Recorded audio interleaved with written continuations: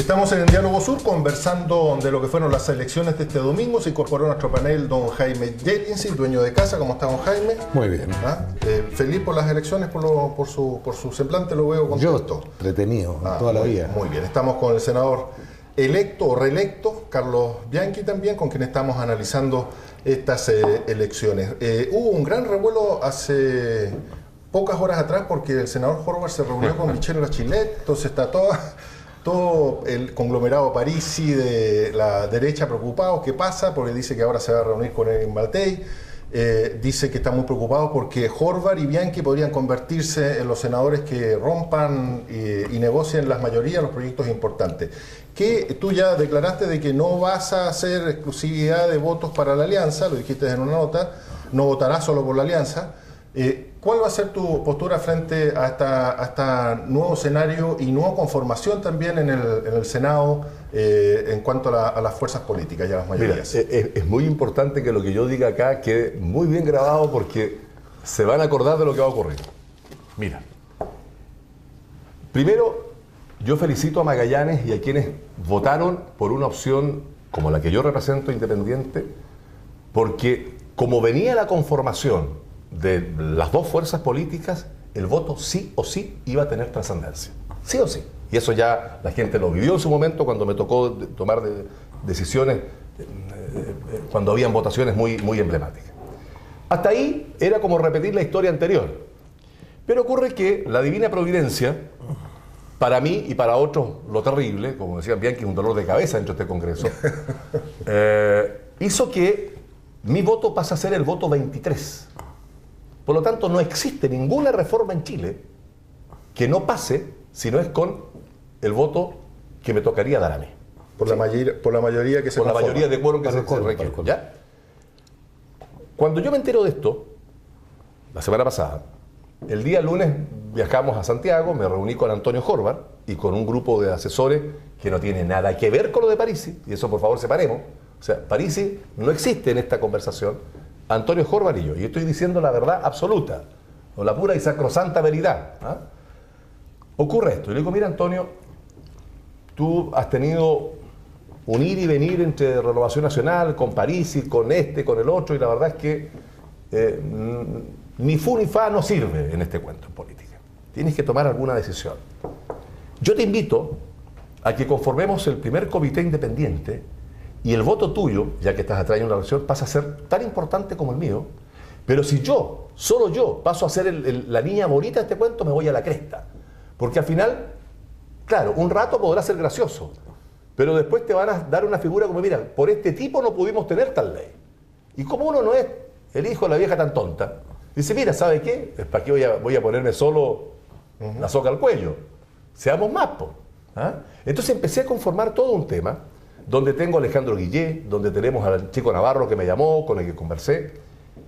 Y Antonio, en los próximos días, renuncia a Renovación Nacional y creamos lo que hablamos en su momento con Alejandro, que es el primer centro de estudios de las regiones, con oficina en Santiago, con oficina en regiones, y vamos a crear un centro de estudios donde vamos a abordar todas las materias país, entre otras educación, entre otras reforma provisional, entre otras reforma a la Constitución, entre otras. Es decir, todos los grandes temas.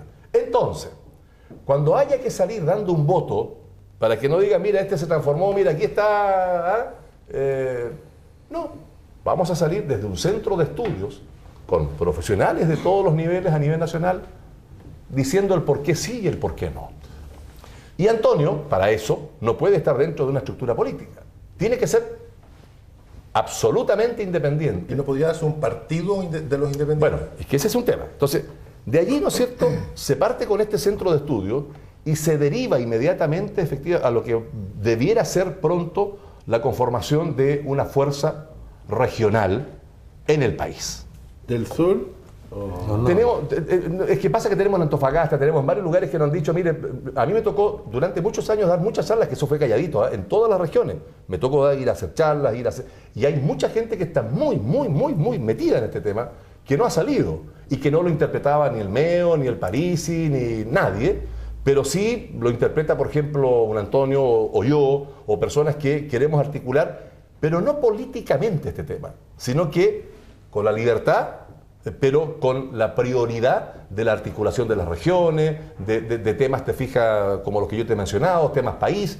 Entonces, eso viene. Y por eso te pedí que quedase grabado, porque debiera darse así. Pero esto estaría compuesto también por Alejandro Guillier. Alejandro Guillier conversó conmigo. Él me dice, mira, Carlos, yo voy a priorizar todo el tema de regiones. Yo soy independiente. Es independiente, sí. Por lo tanto, si bien salí dentro del cupo de la Concertación y dentro del área del Partido Radical, área que por lo demás para mí es muy cercana y muy querida. Yo soy muy amigo de José Antonio y de mucha gente del mundo radical. Me dice, mira, nadie mejor que tú, que has liderado todo el tema de regiones, poder en el fondo hacer un grupo. Y ayer me llamó Navarro, me dice, bueno, Carlos, mira, ¿en qué estamos? Bueno, mira, súmate, pues. Si tú con el MAS eres uno, súmate y veamos qué hacemos con las regiones. Entonces, y todos estamos pensando en regiones. Oye, senador, eso es. Hay otro senador que salió tirando unas indirectas, algo de independencia, que fue alguien conocido de nuestra región, que fue Mauricio Moreira. Iván Moreira. Iván Moreira, no, pero Iván ladra, pero no. Él está en un partido que es mucho más estructurado. Sí.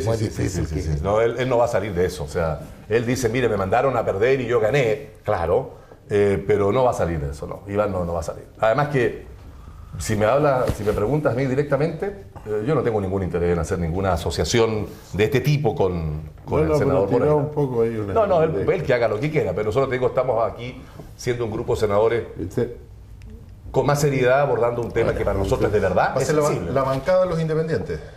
Bueno, entonces imagínate tú la votación como viene, pues. Oye, o sea, habrían 4, perfecto. Por lo menos 3. ¿Cómo lo recibieron el día lunes en el Congreso?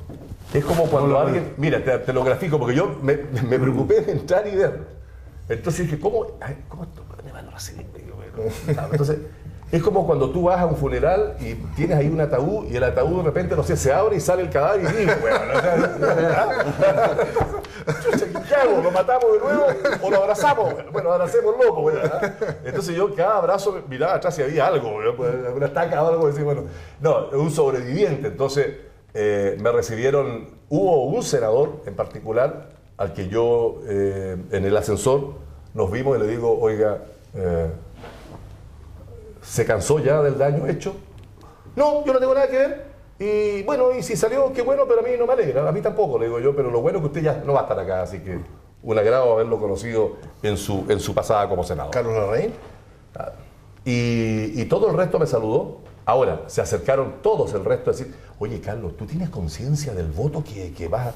No, si soy tonto, no tengo ninguna conciencia de nada. Bueno, claro que tenemos conciencia, le digo, pero eso es mérito de los magallánicos. Entonces, ahora lo que viene son las demandas magallánicas. Y una de las cosas que a mí me gusta y quiero yo, si me permites llevar al caso de Alejandro. El caso de Alejandro, que es la primera mayoría hoy en la región de Magallanes como consejero regional, perdónenme, me tocó a mí hacer el proyecto de ley. Yo este llamado se lo hago a cada uno de los integrantes del consejo, que son personas honorables todas y que conozco, el caso de Sierpe, que tuvo liderazgo por mucho tiempo, el caso del doctor Lobo, al que le tengo una alta estima, el caso de una persona joven que va a tener un gran futuro como Galvez, etcétera. Todos ellos hoy día, por un tema de transparencia, por un tema de honestidad política, debieran hacer que, más allá de que cómo se componga la conformación de quien presida, yo creo que lo que procede hoy de manera ética es que sea presidente quien obtuvo la primera mayoría. Y la primera mayoría la tuvo el señor Kuzanovich. Y el señor Kuzanovich, yo creo que va a tener una responsabilidad, junto con todos los consejeros y consejeras regionales, trascendental. Es decir, las materias más relevantes van a tener decisión propia. Acá se decide. Y cuando ustedes quieran tomar, por ejemplo, un tema energético, y el gobierno regional no se lo acepte, ustedes piden el traspaso de competencia al gobierno central. Y si el gobierno central se lo niega, fundadamente, como establece la ley, nosotros vamos a hacer una indicación para que sea el Senado el que dirima, y no el gobierno. Porque como estaba la ley, decía, mire, el presidente puede negarse fundadamente y lo hará en una reunión con los ministros. No, pues, si está pidiendo un traspaso de competencia a un gobierno regional y es eficiente, désela. Si no se la dan, por más que fundamente, dirime el Senado. ¿Ah? Y a mí me parece que eso es lo lógico. Entonces, por eso la trascendencia de la administración regional y debiera recaer en tu persona, no porque hay una votación que dice, mire, Punta Arenas, Magallanes, ¿no es cierto?, eligió al señor Cusano con primera mayoría. Punto. Eso debiera ser respetado. Y estas competencias van a ir también en este proyecto que ustedes están analizando, acompañados de más estructura, más recursos, más gente, asesores. Recursos, asesores, estructura, autonomía. Ahora, todo. Esto va a ser, yo creo que va a ser compleja la instalación de un país que está acostumbrado a ser tan centralizado con entrega de competencia a un consejo regional electo. O sea, objetivamente la figura política cambia. ¿Qué posibilidad hay de avanzar rápidamente una transición a que el intendente sea electo? Porque yo tengo la percepción de que va a haber mucha esgrima, mucha escaramuza, y en vez de beneficiarse más rápidamente la región, va a haber un tema de conflicto. ¿Sabes por qué no puede ser, Jaime, electo un intendente? Primero, y tú fuiste intendente, lo que tenemos en las regiones no son gobiernos, son administraciones. No se gobierna en la región, se administra. A usted le tocó administrar, no gobernar. Segundo, porque hay materias que por el solo hecho de ser un país unitario, tú no puedes dejar de tener. Por ejemplo, la situación energética, la de seguridad. Es decir, tú no puedes, ¿no es cierto?, en el fondo hacer que un intendente sea elegido y en un país unitario hay una materia de un conflicto, una guerra, o un conflicto bélico, o un conflicto de seguridad pública, o un conflicto de lo que sea, tiene que tener una articulación. Entonces, yo soy partidario de la elección de los intendentes, y lo decimos, pero si tú quieres llevar eso a la práctica, hoy día, con quien presida el gobierno, ya va a haber ya una descongestión de la atribución del intendente. Ahora, ¿para qué queda el intendente? Para aplicar las políticas públicas país. Es decir, tendrá que aplicar políticas que desde algún ministerio nazca y aplicarla acá en la región. Y el gobierno regional en paralelo va a tener su propia agenda, ¿ya?, donde van a aplicar todas las cosas que regionalmente ellos consideren. Entre otras cosas, háganse un banco de proyectos. O sea, te digo, esta cosa de gastar la plata sin eficiencia y que la eficiencia sea gastar la plata es la cosa más absurda. Es decir, no, pero yo pensaba en la siguiente, lo que uno está claro que los países que tienen organizaciones más regionales o más federales, claro, hay temas que son relaciones exteriores, los temas estratégicos siempre están dirigidos por un gobierno central, pero sí hay espacio para desarrollar. Por ejemplo, nosotros ahora vamos a tener la oportunidad, el anuncio que hizo la posible candidata, o sea, electa presidenta, que es Michelle Bachelet, ha hablado de generar un estatuto para Magallanes. Me parece que es una buena oportunidad para los consejeros regionales, que están electos los demás, tomar la palabra de ese compromiso, iniciar un proceso, yo creo que hoy día se requiere, de generarle un estatuto especial para Magallanes. Y eso yo creo que va a ser importante. Pero yo creo que si a la larga no le pasa desde el gobierno central competencias de administración política, financiera, en serio, para que acá se distribuyan los presupuestos completamente, no como hoy día que te dicen que te dan un porcentaje, pero la verdad sabemos que el gobierno regional lo que administra es la menor cantidad de los recursos disponibles y el resto la maneja desde los ministerios. Si ese traspaso de competencias no se produce fuertemente, es muy difícil que se pueda sentar un gobierno regional. O sea, yo creo que de alguna manera hay modelos y hay experiencia en otros países de entregar facultades a las regiones, a autoridades electas independientes, y se mantiene abiertamente algunos temas que son de carácter estratégico, como Cancillería, Relaciones Exteriores, digamos, seguridad, defensa. Pero entregarle los temas objetivamente a la región. Lo que pasa es, Javier, que se van a entregar los temas. O sea, una de las cosas que más me he preocupado... Sí, pero ¿cómo está la mayoría de la conformación para el tema? No está. No, sí, eso está. Y hicimos una reforma también constitucional para esa materia. O sea, ellos van a tener es decir, un antes y un después. Esta administración nueva o este nuevo gobierno regional va a ser eso. Aquí se va a gobernar regionalmente.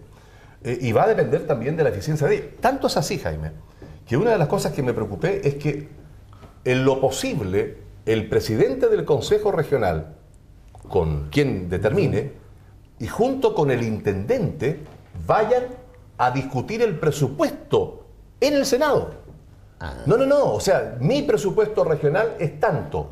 Por lo tanto, si yo quiero tener el desarrollo de la región con una carta GAN de los próximos 15, 20 años, déjenme pelear el presupuesto en el Congreso. Y mi deseo es que puedan ellos ir a pelear el presupuesto al Congreso, el Ejecutivo, el Legislativo, ¿no es cierto? Y el Legislativo Regional, por decirlo de alguna forma, porque van a ser como un Legislativo Regional, vayan y peleen el presupuesto. No que el gobierno diga, mire, tome tanta plata. No. Démela, pero mire, yo tengo estas prioridades, voy a pedir tal traspaso de competencia. Entonces, mira, va a haber una articulación muy distinta. Confíen, por favor. Confíen en que yo, si algo me la he jugado, es en dos áreas. Una, que la conectividad, que es un tema que estábamos viendo con Alejandro la pasada para unir Chile y Magallanes, y eso está casi listo. Y lo otro es potenciar brutalmente la administración regional para que exista autonomía, manteniendo el carácter unitario como país. Y vamos a tener autonomía en materia de educación pública, en materia de salud primaria, en materia de transporte. ¿Qué tiene que ver, por ejemplo, el Transantiago con nosotros? Más allá de que conseguimos en su momento. Mira, ¿qué tiene que ver el Transantiago con un presidente de la República? Que lo que pasó fue que al final, producto de un problema en Santiago, terminamos todas las regiones con un tema distinto. Ahora no, el transporte público en Magallanes lo ve Magallanes y tiene el presupuesto del ministerio para que de manera autónoma decidan los lineamientos del transporte que queremos en Magallanes. Y hablo de transporte de conectividad marítima, aérea, terrestre, etc. Entonces, eso viene. Pero por eso es lo importante que él lidere este proceso junto con los CORE, porque ahí el intendente el intendente no va a tener derecho a voto.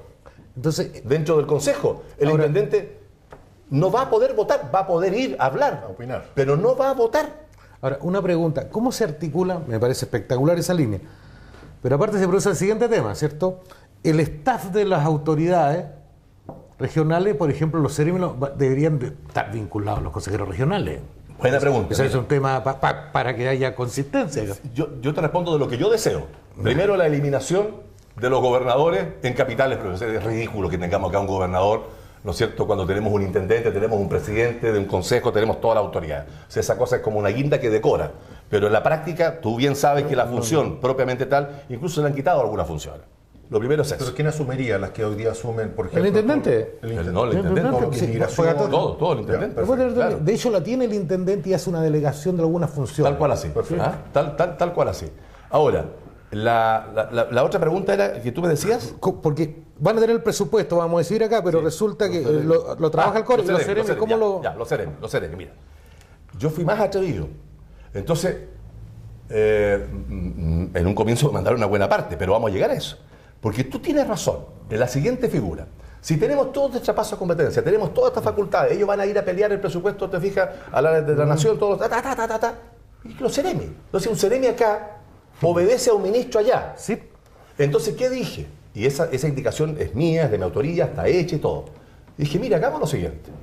Hagamos que el intendente de una terna hecha por el intendente, o sea, por el gobierno, se la lleve al Consejo Regional y sean los consejeros regionales los que decían quién queda como Ceremi. ¿Para qué? Para que ese Ceremi responda al Consejo Regional y luego al ministro.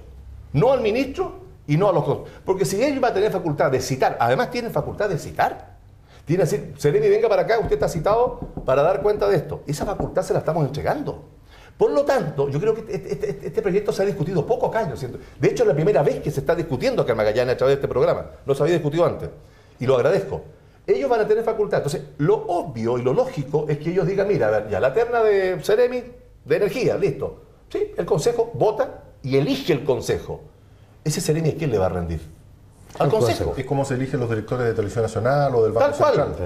Claro, y es un parlamento regional que va a tener... Entonces, insisto en eso. Si avanzamos en esa línea, tenemos dada la figura. Entonces, la pregunta es luego, ¿qué sentido tiene el que tú además elijas a un intendente? Si no va a tener facultades para todo esto que hemos hablado. ¿Te das cuenta? O sea, el intendente va a quedar facultado para aplicar las políticas nacionales. Lo único para la gestión administrativa me parece interesante. La única duda que a mí me asalta desde el punto de vista de la gestión administrativa.